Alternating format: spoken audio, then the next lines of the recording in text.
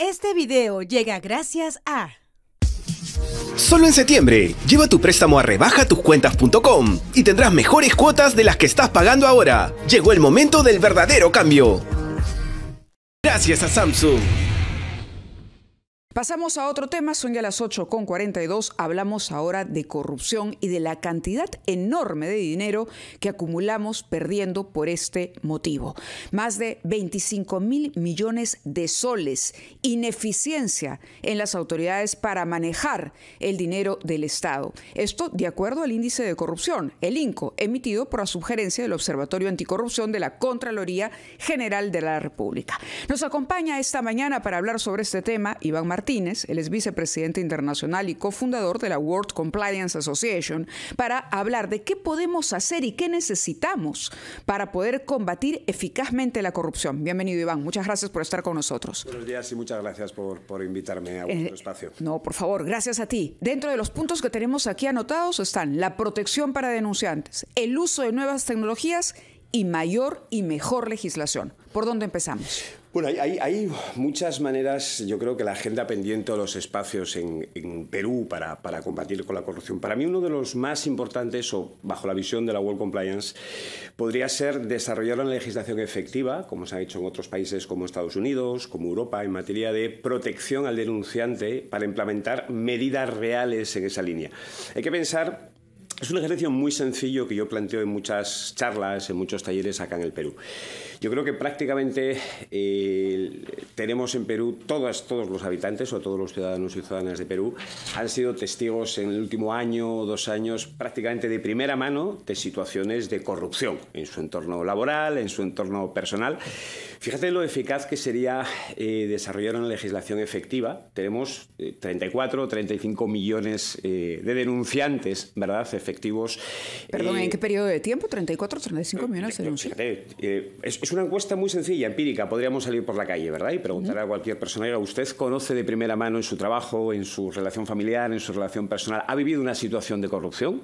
Fíjate, yo creo que prácticamente el 100% de los ciudadanos de Perú nos respondería que han vivido de primera mano directamente situaciones de corrupción, lo cual, si nos paramos a analizar, es una situación dramática. Claro, estamos hablando desde la pequeña corrupción, ¿no? El pedido de, no sé, de pronto te detiene un policía y te insinúa la posibilidad de arreglar esto sin necesidad de ponerte una multa, hasta la gran corrupción que alguien puede haber percibido en el lugar donde trabaja. O lo que nos enteramos a través de los medios sobre lo que ocurre con nuestras autoridades. Claro, es que todo es corrupción. A ver, vamos a ver. Estamos en una situación, yo creo que a nivel legislativo es cierto que Perú ha hecho avances en materia de lucha contra la corrupción. Pero el que los ciudadanos se levanten cada día y se desayunen en los medios de comunicación con casos de corrupción nos pone en un franco riesgo como sociedad. Yo creo que Perú arrastra un pasivo histórico de falta de confianza en las instituciones por causa de la corrupción. Y tenemos el riesgo real de que esa falta de confianza se convierta en falta de fe. Y cuando esa falta de confianza se convierte en falta de fe, prácticamente es un camino de no retorno. Entonces, tenemos la obligación de recuperar... No queremos llegar a ese camino. Iván, yo le ruego que nos espere unos minutos nada más. Tenemos que cumplir con nuestros anunciantes, pero regresamos sobre eso. No queremos llegar a ese punto de no retorno. ¿Y qué deberíamos empezar a hacer? Hablamos de legislación, por ejemplo. ¿Qué nos falta legislar al respecto? 8:45. Hacemos una pausa y regresamos.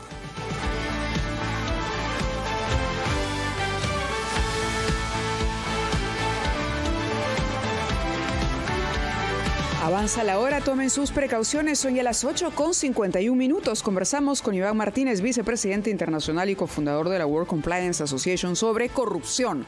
Y habíamos mencionado el tema de la legislación y de las nuevas tecnologías, sobre todo, que me parece un ángulo novedoso. Nuevas tecnologías para combatir la corrupción. ¿Cómo así?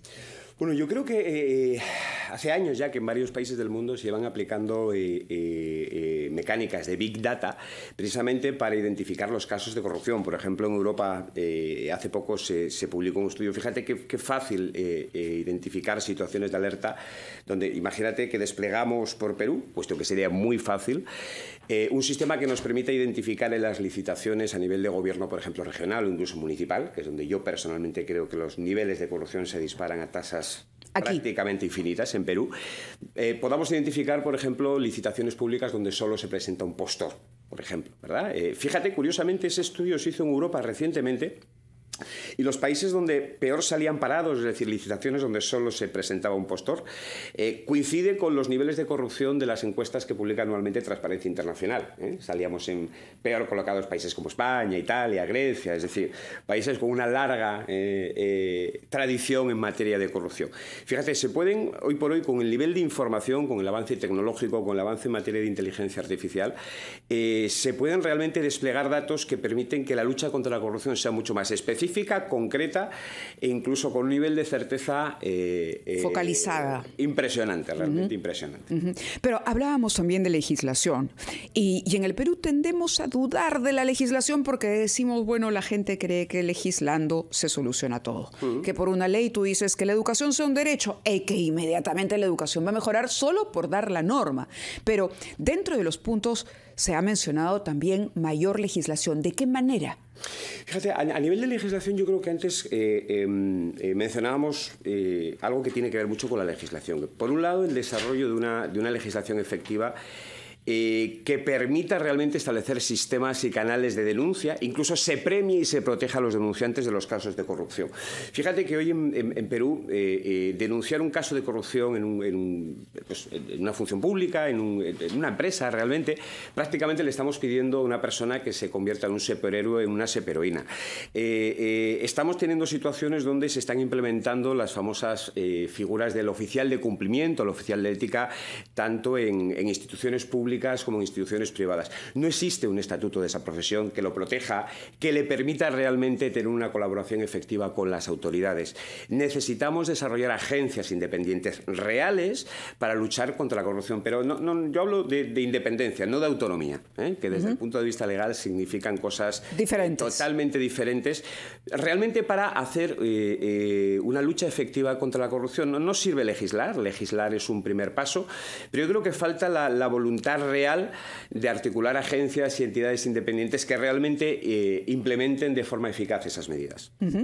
Ahora, la corrupción no está, solamente en el aparato estatal y en las autoridades. También hay corrupción en el sector privado. ¿Cómo trabajar ahí? Bueno, fíjate, curiosamente yo creo que la solución es parecida. ¿En las empresas? Y sorprendentemente yo diría que el sector privado en el Perú en los últimos años ha dado más avances efectivos que el sector público. Y además, no creo que sea como para felicitarse, pero yo creo que sí que hay que reconocer que en los últimos años el sector privado, especialmente desde la implementación de la Ley 3424, ha hecho avances en materia de prevenir la corrupción y de establecer mecanismos internos para reducirla en un contexto como el Perú, que es muy complicado reducir. Como esta iniciativa de Empresarios por la Integridad, por ejemplo. Por ejemplo, Empresarios por la Integridad, como las iniciativas, por ejemplo, que World Compliance Association viene desarrollando en el Perú, como las iniciativas que desde, insisto, muchísimas privadas, bien sea por una voluntad real o incluso por un apetito estético, ¿verdad?, por mostrar frente a la sociedad que está luchando contra la corrupción, están dando pasos. Ese paso estético que muchas veces se da en algunas ocasiones no necesariamente tiene por qué ser mal, ¿verdad? A veces como sociedad primero queremos demostrar algo, ¿verdad?, queremos lucir lindos y luego caminamos en esa dirección. Con lo cual yo creo que se están dando pasos más claros, más contundentes desde el sector privado que desde el sector público. Pero también obedece a una necesidad, porque, hemos enfrentado escándalos como el escándalo Lavallato, por ejemplo, que es un escándalo que abarcó varios países en los que se vio esta componente entre sector privado y sector público. Entonces, hay una necesidad del empresariado, como dices, estética, de recuperar una buena imagen, pero también de incorporar prácticas que garanticen, digamos, a las empresas privadas poder desenvolverse detectando inmediatamente dónde están los focos de posibles casos de corrupción. Lo que sucede es que parece que han tenido una velocidad mayor que en el aparato público. ¿Podríamos decirlo así? Bueno, yo creo que las empresas son más conscientes del castigo reputacional que está siendo mucho más tajante, mucho más inmediato, mucho más impactante que el golpe legal en muchas ocasiones.